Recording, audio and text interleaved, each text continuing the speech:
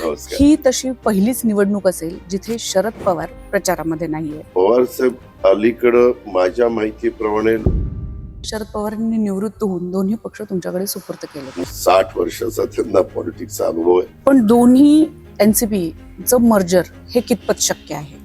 की मी काहीतरी असं म्हणलो की तुम्हाला माझ्या चिन्हावर लढवावं लागेल. सिंचन घोटाळ्याचंही आता पुन्हा वाच्यता करायला सुरुवात झाली की फाईल बंद झाली नाही. जो कारभारी होताच त्यांनी कसे भ्रष्टाचार केले, त्याच्यामध्ये 70 लाखाचा ब्रिज तो 7 कोटी पर्यंत त्याचं बिल वाढवलं जातं. 12 कोटीचे सॉफ्टवेअर 120 कोटी पर्यंत दिले जातात. 600 कोटी सीसीटीव्ही कॅमेरा देतात, 70% कॅमेरे बंद आहेत. त्याच्यामध्ये पूर्वी त्यांची काय आर्थिक परिस्थिती होती, आता किती हजार कोटीचे मालक झाले, कुठं पैसा आला, मध्ये एक देखील भ्रष्टाचार आरोप मला माझ्यावरती झाला.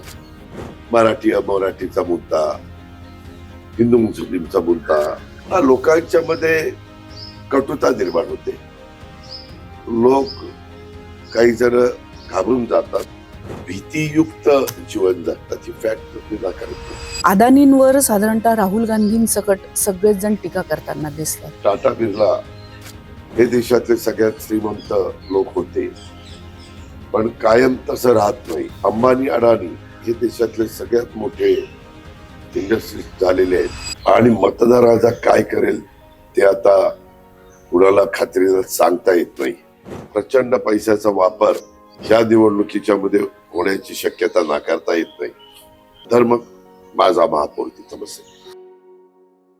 नमस्कार, मी प्रियदर्शनी. तुम्हा सगळ्यांचं स्वागत आहे मॅक्स महाराष्ट्रमध्ये.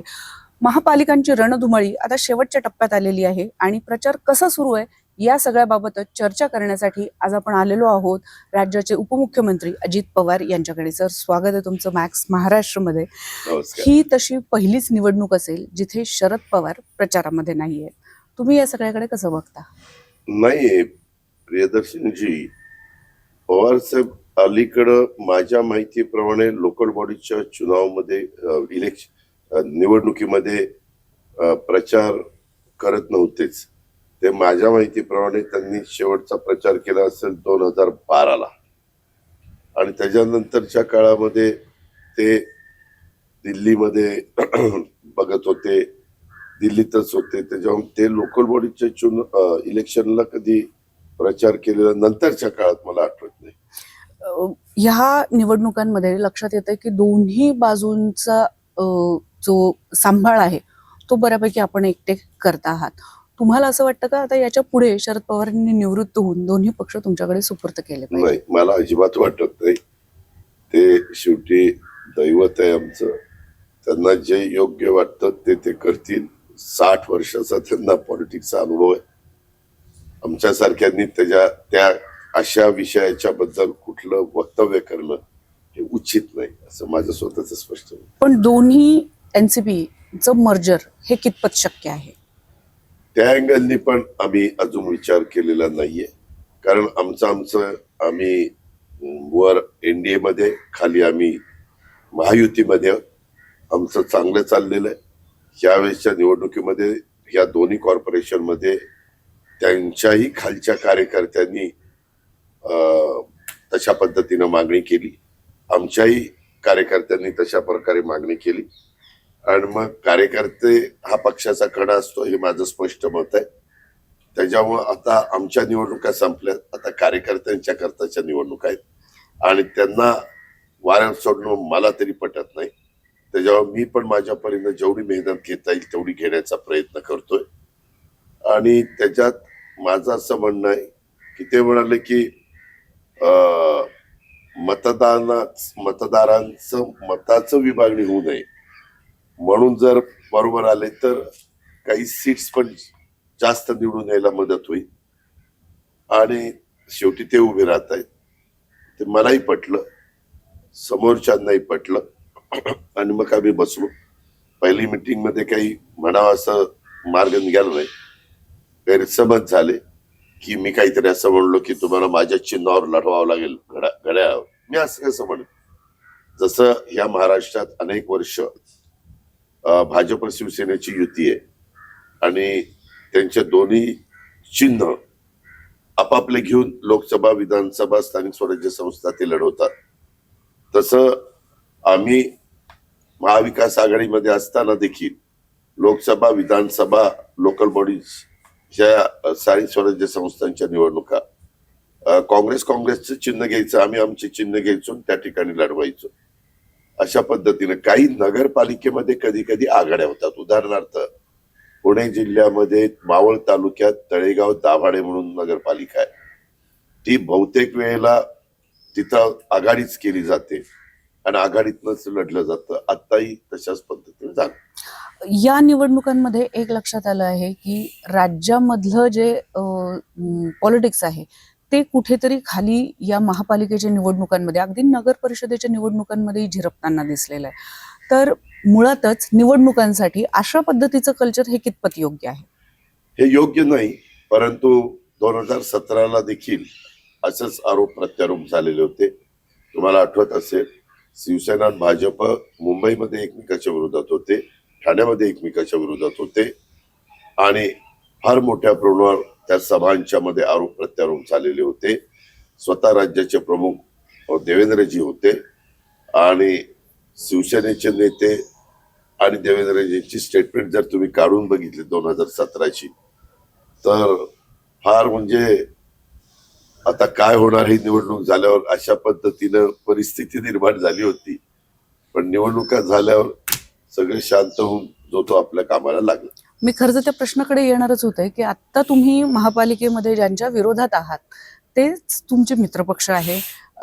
अशा वेळेला आता ही निवडणूक संपल्यानंतर पुन्हा तुम्हाला त्यांच्यासोबत काम करायचं आहे, अशा वेळेला कटुता येणार नाहीये? अजिबात येत नाही, कारण 2002, 2007, 2012 नीट ऐका, तिन्ही निवडणुका आम्ही आणि काँग्रेस एकमेकाच्या विरोधात लढलो. पुण्यात लढलो, पिंपरी चिंचवडमध्ये लढलो, पश्चिम महाराष्ट्रात लढलो, मराठवाड्यात लढलो, अनेक ठिकाणी लढलो. पण ही निवडणूक ही देशाची नाही, राज्याची नाही, हे तिथल्या शहरापुरती आहे. त्या अँगलनी सगळ्यांनी विचार केला पाहिजे. शहरापुरती आपण निवडणूक लढलोय, त्याच्यातनं काही आरोप प्रत्यारोप झाले, त्याच्यात काही भूमिका मांडण्याचे त्यांनी प्रयत्न केला, आम्ही प्रयत्न केला, अरेला कार्य होतं. अशा प्रकारच्या गोष्टी घडल्या. एकंदरीतच आपण बघतो की या महापालिकेच्या निवडणुकांमध्येही साधारणतः स्थानिक नेत्यांपासून ते अगदी स्टेटच्या नेत्यांपर्यंत हे तुमच्यावर आरोप करताना दिसून येत आहेत. या सगळ्याकडे म्हणजे अगदी सिंचन घोटाळ्याचंही आता पुन्हा वाच्यता करायला सुरुवात झाली की फाईल बंद झाली नाही. हे नक्की काय आहे? हे काय तुम्हाला घाबरवण्याचा प्रकार आहे? हा नक्की प्रकार काय आहे? का मी तुम्हाला सांगितलं ना, या निवडणुकीच्या निमित्तानं जे काही प्रत्येकाला बोलावं असं वाटतं ते बोलण्याचा प्रयत्न प्रत्येक जण करतं. पण तुम्ही माझी जर भाषणं बघितली तर भाषणं माझी डेव्हलपमेंटवरच आहे. तिथं 9 वर्षात जो कारभारी होता स्थानिक लेवलला, त्यांनी काय चुका केल्या हेच मी दाखवतोय. त्यांनी कसे भ्रष्टाचार केले ते मी दाखवतोय. त्या शहराचं कसं नुकसान केलंय ते मी दाखवतोय. कर्जबाजारी, आशिया खंडातली श्रीमंत महानगरपालिकेला कर्ज रोखे काढण्याची वेळ आली ते मी दाखवतोय. बिलं 4-4 हजार कोटी रुपयाची देणं बाकी आहे ते मी दाखवतोय. ज्या कामाला प्रथम प्राधान्य द्यायला पाहिजे तिथं न देता नको त्या कामाला प्राधान्य देत आहेत. झाडं मोजायला झाडं न मोजता 7 कोटी काढतायत. त्याच्यामध्ये 70 लाखाचा ब्रिज तो 7 कोटीपर्यंत त्याचं बिल वाढवलं जातं. 12 कोटीचे सॉफ्टवेअर 120 कोटीपर्यंत दिले जातात. 600 कोटी सीसीटीव्ही कॅमेऱ्याला देतात, 70% कॅमेरे बंद आहेत. अशा इतक्या गोष्टी मी तुम्हाला सांगू शकतो.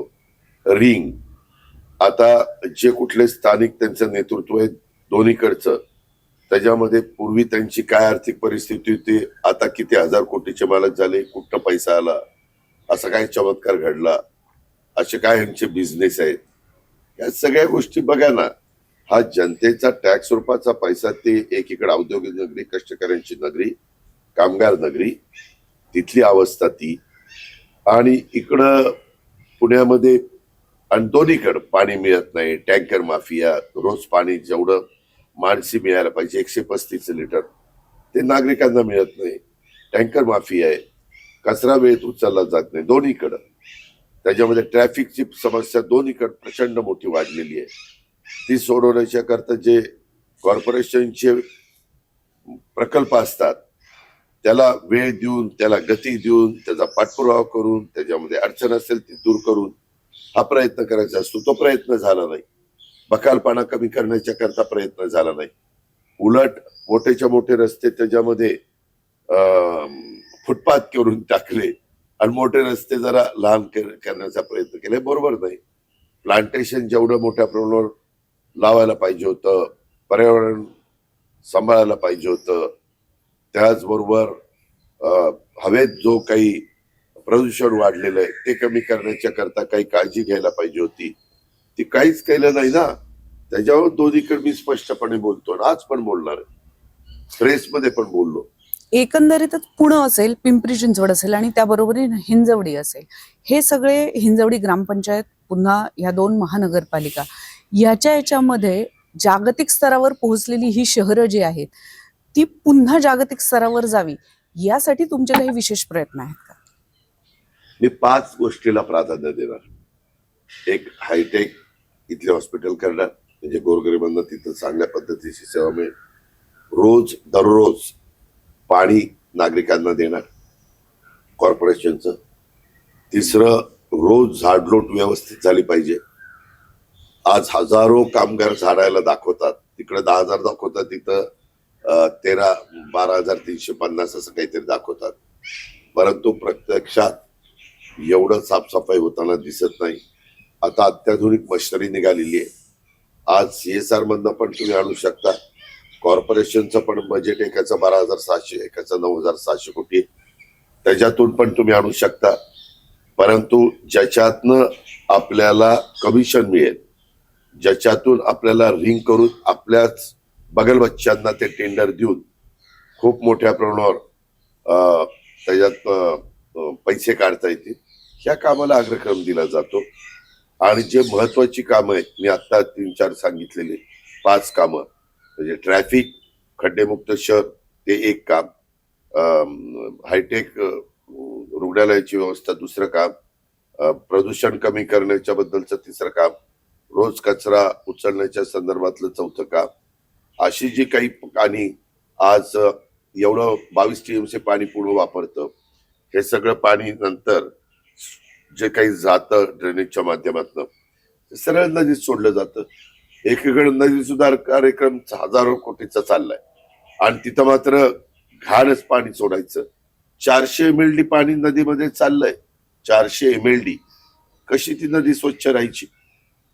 सुशोभीकरण करून मात्र तिथं डासांचा प्रादुर्भाव, घाण वास येणार. पाणी ट्रीट करा ना.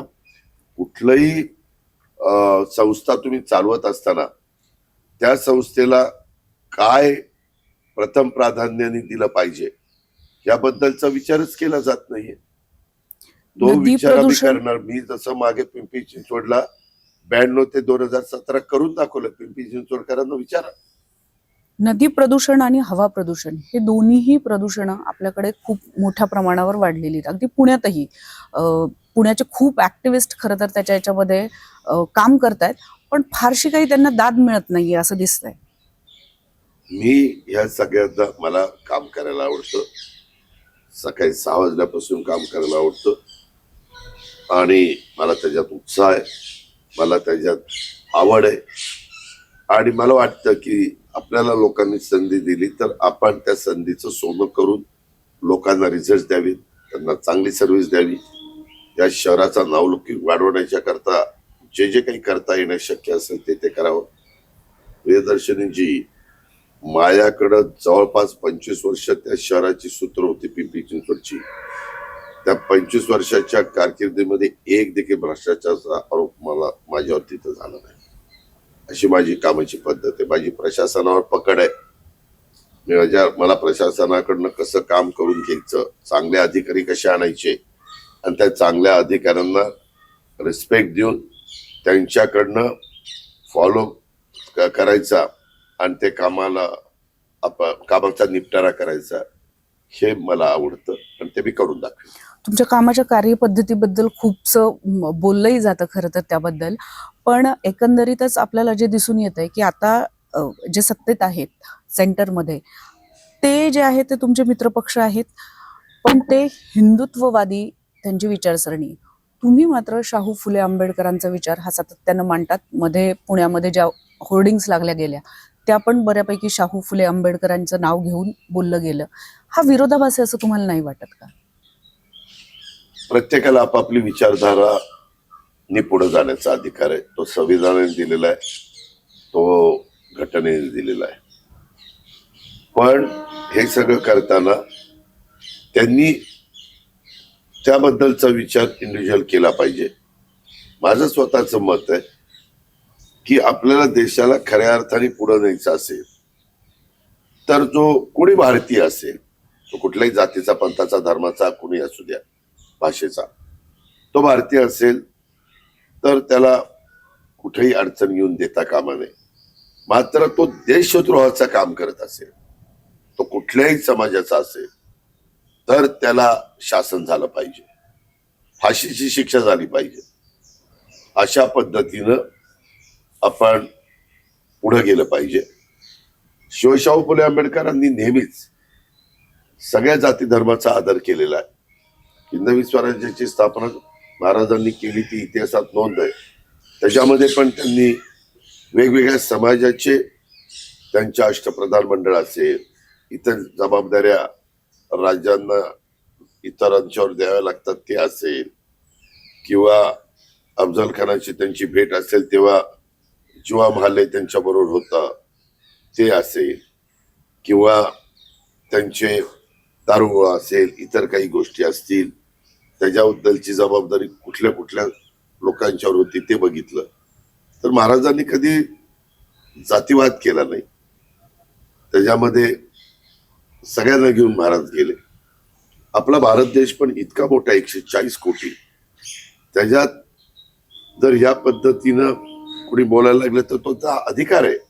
पण माझं म्हणणं की जर असं व्हायला लागलं तर कटुता वाढते, विकासाकडनं लक्ष दुसरीकडे जातं, आणि बरेच जण विकासाच्या बद्दल बोलायच्या ऐवजी बाबा अशा पद्धतीनं बोलून मराठी अमराठीचा मुद्दा, हिंदू मुस्लिमचा मुद्दा, आणखीन इतर काही वेगळे इश्यू हे काढून स्वतःचा राजकीय फायदा करून घेण्याचा प्रयत्न देखील काही जण करत असतात. ही फॅक्ट मी नाकारू शकत नाही. सत्तेत बसलेलीच लोक जेव्हा अशा हिंसेचा जेव्हा उच्चार करतात किंवा त्याला थोडक्यात खतपाणी घालतात, त्यावेळेला मुळात शांततेची अपेक्षा कोणाकडनं करायची? खरं तर सरकारकडनंच केली पाहिजे. पण आता काही जण करतात ते मत खेचण्याच्या करता करतात, परंतु तशा पद्धतीनं कुठं काही झालंय, घडलंय असं तर दिसत नाही. हो, पण लोकांमध्ये त्यामुळे अशांतता निर्माण होतेच ना. हा, लोकांच्या मध्ये कटुता निर्माण होते. लोक काही जण घाबरून जातात. जो संख्येने कमी वर्ग असेल त्या शहरात, त्या गावात, त्या जिल्ह्यात, त्या रिजन मध्ये, तर ते पण भीतीयुक्त जीवन जगतात. ही फॅक्ट मी नाकारत नाही. अदानींवर साधारणतः राहुल गांधींसकट सगळेच जण टीका करताना दिसतात. एनसीपीची अदानीबद्दलची नक्की भूमिका काय आहे? या देशाच्या भल्याकरता कुणी उद्योगपती जर डेव्हलपमेंटचा विचार करत असेल आणि त्याच्यातून लाखो लोकांना रोजगार निर्मिती होत असतील, त्याच्यातून त्यांनी मेहनतीनं, त्यांच्या बुद्धिमत्तेच्या जोरावर हे सगळं वाढवलं, तर त्याला विरोध करायचं काय कारण आहे? त्याच्यामध्ये पूर्वी आमच्या लहानपणी टाटा बिर्ला हे देशातले सगळ्यात श्रीमंत लोक होते, पण कायम तसं राहत नाही. आता अंबानी, अडाणी हे देशातले सगळ्यात मोठे इंडस्ट्रीज झालेले आहेत, आणि त्यांनी देशाच्या उभारणीच्या करता, म्हणजे देशामध्ये काही गोष्टी स्वातंत्र्य मिळाल्यानंतर त्या देशातच झाल्या पाहिजे, याकरता प्रचंड मोठी गुंतवणूक केलेली आहे. आणि त्याचा फायदा डायरेक्ट इनडायरेक्ट देशाला होतो, त्यांनाही होतो, देशालाही होतो. पण अदानींची मोनोपोली होत चालली असं तुम्हाला नाही वाटत का? आता जर तुम्ही कर्तबगार असाल आणि तुमची तेवढी करण्याची धमक आणि ताकद असेल तर लोकशाहीमध्ये, आपल्या घटनेमध्ये, संविधानामध्ये त्याला मुभा आहे. अर्थसंकल्पामध्ये आपण बघतोय की बऱ्यापैकी बजेट मांडलं जात होतं आणि त्यानुसारच खर्च होत होता. आपल्या भाषणांमध्ये सातत्यानं इन्फ्रास्ट्रक्चर बद्दलच्या ज्या बजेटबद्दल आपण बोलतोय, त्याच्यानंतर पीपीए मॉडेलमध्ये या बजेटमध्ये पुन्हा वाढ केली जाते. तर तुम्हाला खरंच असं वाटतं का की आता या मॉडेल नंतर या बजेटची, अर्थसंकल्पाची खरंच गरज भासणार आहे, म्हणजे महापालिकेमध्येही आणि सगळीकडे? गरज शेवटपर्यंत भासणार, कारण बजेट हे महत्वाचंच असतं. तुम्हाला पहिल्यांदा बजेट पेश करत असताना ज्या मूलभूत गरजा आहेत त्याच्याकरता तुम्हाला काही करून तरतूद करावीच लागते. त्याकरता आपल्याला प्रथम प्राधान्य द्यावं लागतं आणि त्यामुळं ते होणं हे पुढे चालूच राहणार आहे. पिंपरी चिंचवडमध्ये आणि अगदी पुण्यातही हे सगळे पर्यावरणवादी लोक जे आहेत यांचं म्हणणं असं आहे की नदी आणि टेकडी हा इन्फ्रासाठी आता वापरला जाणार आहे, त्याच्यामुळे त्याच्यासाठीचा फार मोठा विरोध आहे. एनसीपीची याबद्दलची भूमिका काय आहे? एनसीपीची भूमिका पर्यावरणाचा पूर्णपणे समतोल राखून कुठल्याही परिस्थितीत पुढच्या पिढीचं नुकसान करण्याचा अधिकार कुणालाच ही पृथ्वी अस्तित्वात आल्यानंतर दिला गेलेला नाही. ज्यांच्या काळात चुका झालेल्या असतील त्या लक्षात आल्या तर आताच्या काळात काम करणाऱ्यांनी त्या दुरुस्त कराव्यात आणि त्याच्यात पर्यावरणाचा पूर्णपणे विचार करून त्याला धक्का पोचणार नाही याबद्दलची काळजी घ्यावी. मधल्या काळामध्ये पिंपरी चिंचवडमध्ये अतिक्रमणाची खूप मोठी कारवाई केली गेली. कुदळवाडी असेल आणि अगदी रेसिडेन्शियल राहणारी घरं जी आहे ती पण पाडली गेली. याच्यामध्ये साधारणतः लोकांचा आक्रोश आपण खूप मोठ्या प्रमाणावर बघितलेला होता. आता पुन्हा ही जमिनी असतील किंवा ही बांधकामं असतील, ही पुन्हा हे केली जाणार आहेत का, रेग्युलर्स होणार आहेत का, कसं आपण याच्याकडे बघतोय? कारण त्यात पुन्हा नुकसान सामान्य माणसाचंच आहे. त्याच्यामध्ये पूर्ण खोलात जाऊन काय नक्की तिथं करायचंय. एक आहे, मी माझी पिंपरी चिंचवडमध्ये डेव्हलपमेंट करत असताना पुणे मुंबई रस्ता, तुम्ही त्यावेळेस कधी जन्मही तुमचा झाला नसेल, 91 साली मी तिथं 92ला बघायला सुरुवात केल्यानंतर हा रुंद करायचं मी ठरवलं. त्यावेळेस तिथले अधिकारी दिलीप बंड असतील किंवा इतर अधिकारी असतील त्या सगळ्यांनी मला साथ दिली आणि कॉर्पोरेशन माझ्या विचाराचं असल्यामुळे त्यांनाही कुणाला त्याला विरोध करता आला नाही. मला म्हणायचे दादा हे अडचणीचं आहे, नको अवस्था, पण मी विकास करत असताना कुणाला वाऱ्यावर सोडलं नाही. ज्यांची घरं तिथनं काढावी लागली त्यांना पर्यायी व्यवस्थापन केली. आता कुदळवाडी आणि त्या सगळ्या परिसरामध्ये जी पाडापाडी झाली आणि अक्षरशः अनेक छोट्या मोठ्या व्यवसायधारकांची रोजीरोटीच पार घालवली, अक्षरशः ते रडतायत, पार त्यांचं वाटोळं झालंय. आणि अशा पद्धतीनं वागणाऱ्यांनी माणुसकी कुठं त्यांची गेलेली होती कळायला मार्ग नाही. पण तिथं त्यांना नीटपणे सांगून दुसरी जागा त्यांना देऊन तिथं त्यांना शिफ्ट करायला पाहिजे होतं आणि नंतर काढायला पाहिजे होतं. यांनी काही कळवलं नाही, लाईट तोडली नाही, एकदम मशिनरी गेली आणि पाडायला सुरुवात केली.